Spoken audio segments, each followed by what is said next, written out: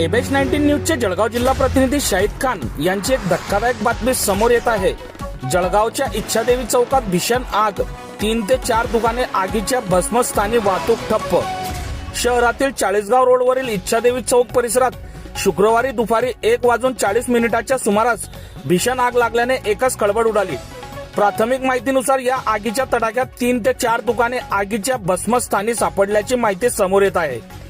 आग वेगाने पसरत असल्याने परिसरातील व्यापारी आणि नागरिकांमध्ये भीतीचे वातावरण निर्माण झाले। प्रत्यक्षदर्शीच्या माहितीनुसार आगीने काही वेळातच रौद्र रूप धारण केले।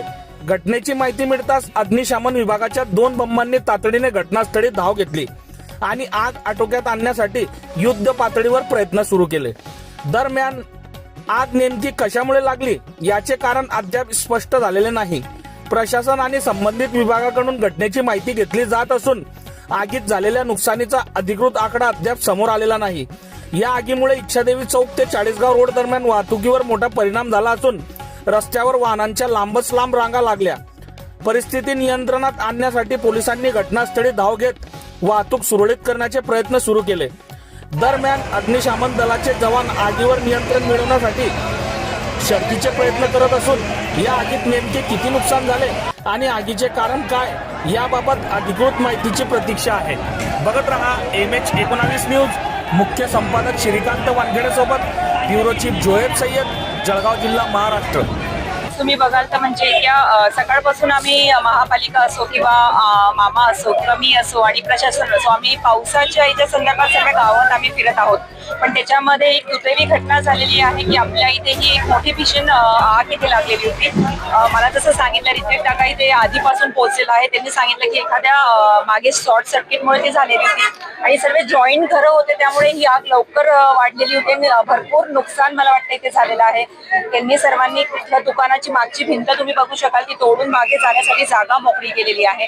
तर आपण नागरिक म्हणतात की वारंवार ही आग इथे लागत असते किंवा नेहमी असे महिना 2 महिन्याने हे प्रसंग होत असतात। तर त्यांना मी सूचना केलेला आहे की तुम्ही पुन्हा एक रितसर त्याचं पोलीस स्टेशनला हे करा, आपण त्याच्यावर कारवाई करण्यासाठी त्यांना सांगूया की हे कोण करतंय, कशामुळे झालेलं आहे, किंवा पंचनामा आपण इथे येऊन करूया आणि त्यांना काही मदत म्हणजे सरकारकडनं आपण पंचनामा झाल्यावर त्यांना मदत इथे करूया। पण आज मला वाटतं की म्हणजे सर्व इथे होते, सर्व नागरिक तुम्ही होते आणि ऋतिकाताईचे नगरसेवकांचे सर्व होते, म्हणून जीवितहानी ही वाचलेली आहे। पण सर्वांना पुन्हा हेच सांगते की वायरी वगैरे खराब असेल किंवा काही प्रॉब्लेम असेल तर प्लीज सर्वांनी तपासून घ्या, आपली सुरक्षा ही महत्वाची आहे। ही आतापर्यंत 2 वेळा आग लागलेली आहे माझ्या घराला, बाजूच्या घरांना 3 वेळा आग झालेली आहे। वेळोवेळी तामापुराच्या सहकारी मित्रांनी आग विझवण्याचा प्रयत्न केला आणि विझवली त्यांनी। कोणतरी समाजखंडक आहे तो आग लावून नुकसान करण्याच्या भीतात आहे आणि त्याने आज पूर्ण करूनच टाकवलं। माझं ते आज 3-3.5 लाखाचं नुकसान झालेलं आहे। पूर्ण घर जळून गेलेलं आहे, कपडे जळालेले, 2 मशीन जळालेले आहे। नाही, काही जानमान नुकसान काही नाही।